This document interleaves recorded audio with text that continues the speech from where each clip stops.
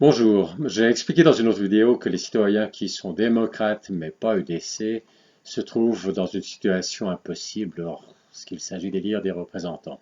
Parce que comme ils ne sont pas UDC, qu'ils ont même souvent de très forts désaccords avec ce parti sur des points spécifiques, ils n'ont pas envie de voter pour l'UDC. Mais s'il s'agit de défendre la démocratie directe, eh ben, il n'y a pas vraiment d'autre parti. Donc ces citoyens-là se trouvent dans une situation impossible. Et la question que j'aimerais soulever dans cette vidéo, c'est comment faire pour dans 4 ans, aux prochaines élections, ne pas se trouver dans la même situation. Une première chose, c'est qu'on pourrait espérer que Smart Vote indique dans son questionnaire des questions qui permettraient de repérer les candidats qui s'engagent pour défendre la démocratie directe et de les distinguer de ceux qui sont prêts à réduire la démocratie directe, par exemple, en déléguant des compétences au niveau de l'Union européenne,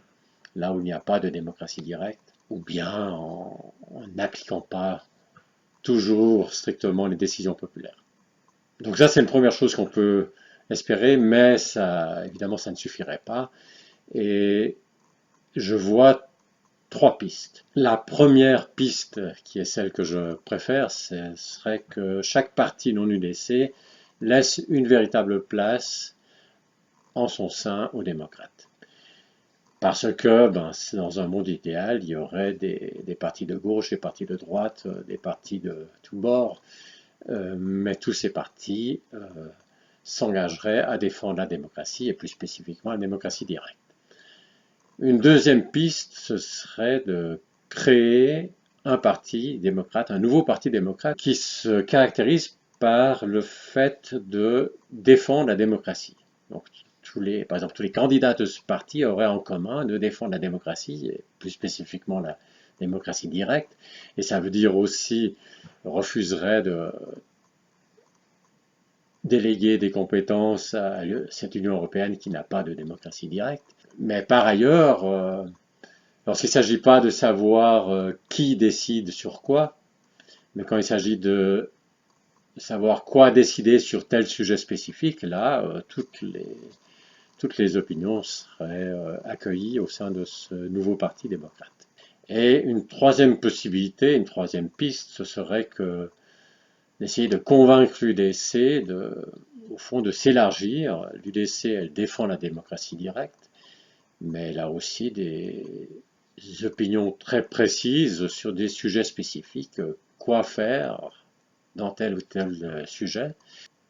La troisième piste serait d'essayer de les convaincre d'étendre leur parti, et au fond de faire ce parti que je proposais dans la deuxième piste, c'est-à-dire quelque chose qui accepte toutes les sensibilités sur quoi décider sur tel ou tel sujet, mais a en commun le fait de défendre la démocratie directe. Donc ma question à vous, ce sera, est-ce que vous êtes aussi dans ma situation d'être des démocrates non UDC, et donc au soir de cette élection de ne pas avoir de représentants au Parlement?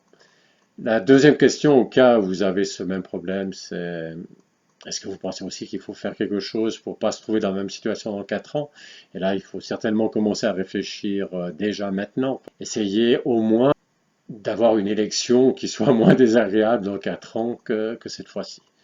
Ça peut difficilement être pire, on devrait essayer de faire mieux. Troisième question, c'est est-ce que vous voyez d'autres pistes que les 3 que j'ai indiquées?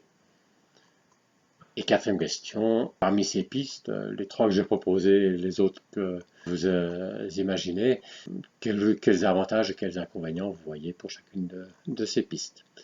Mais voilà, si vous êtes dans cette situation, je vous encourage à me contacter, par exemple, simplement dans les commentaires de cette vidéo, ou bien à démocratie-d'abord@protonmail.com. Je mettrai mon email aussi dans la description de cette vidéo. Contactez-moi, il faut qu'on regarde ce qu'on peut faire pour ne pas se trouver dans 4 ans dans une situation aussi pire que cette fois-ci.